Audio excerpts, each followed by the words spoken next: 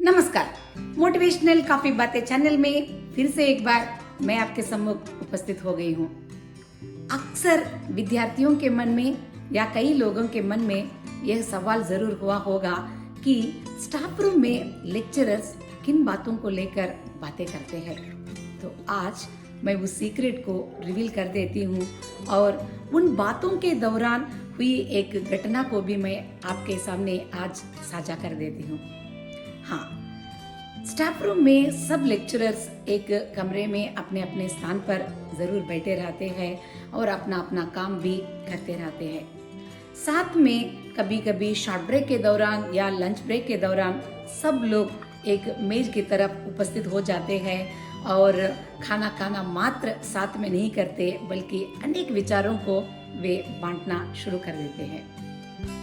हाल ही दिनों में एक ऐसा सवाल डाइनिंग टेबल के पास आया कि सक्सेस का अर्थ क्या है, और सक्सेस को लेकर हर एक लेक्चरर अपने मन के विचार बताना भी शुरू कर दिया। एक लेक्चरर कहना शुरू कर दिया कि आखिरकार जो भी काम हम कर रहे हैं ऊपरी ढंग से कुछ भी बातें हम करते हैं कि जब किसी व्यक्ति के पास बड़ा बंगला हो और बड़ा कार हो या उसके पास एक बहुत बड़े रकम में बैंक बैलेंस हो तो वह व्यक्ति सफलता यानी सक्सेसफुल व्यक्ति के रूप में हम कह सकते हैं। तो दूसरा लेक्चरर अपना विचार प्रकट करते हुए कहा, नहीं तो मुझे लगता है कोई जब व्यक्ति बहुत पढ़ा लिखा हो और समाज के लिए कुछ योगदान दे रहा हो और सम्माननीय बन गए हो उस व्यक्ति को हम जरूर सक्सेसफुल व्यक्ति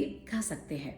तो और दूसरा लेक्चरर आकर अपना मत प्रकट करने लगा कि बाप रे, चाहे आप जो भी नौकरी कर रहे हो, चाहे आप कुछ भी हासिल किया हो, जब थके मांदे आप घर जाते हैं और खाना खाने के बाद जब तकिए पर आप अपना सर रखते हैं तुरंत आपको नींद आ रहा है तो आप सक्सेसफुल जीवन निभा रहे हैं।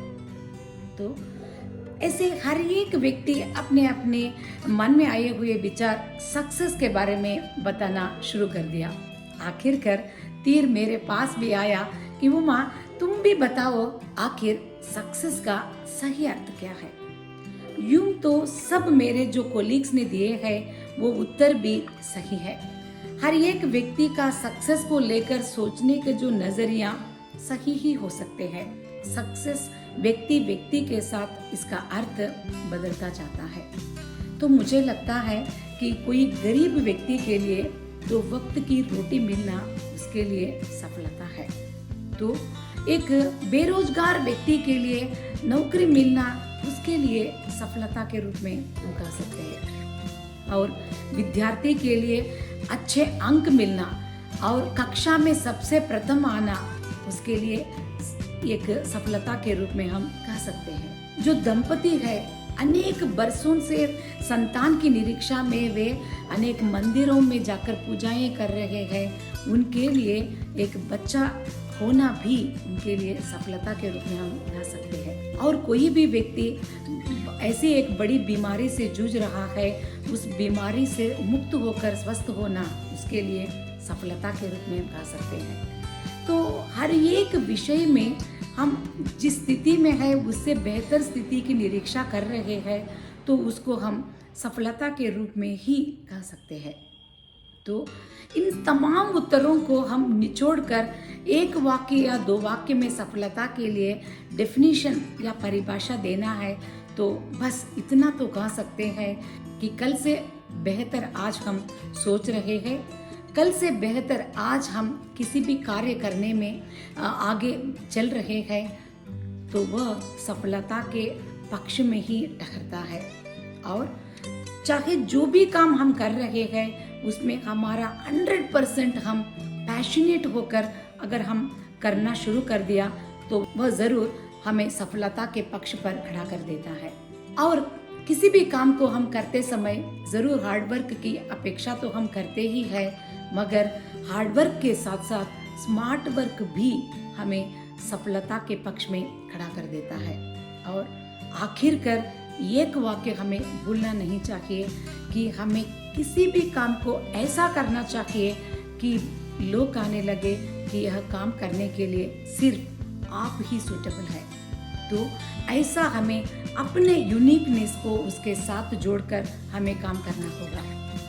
तब जाके आप छोटा काम कर रहे हैं या बड़ा काम कर रहे हैं, इससे कोई फर्क नहीं पड़ता।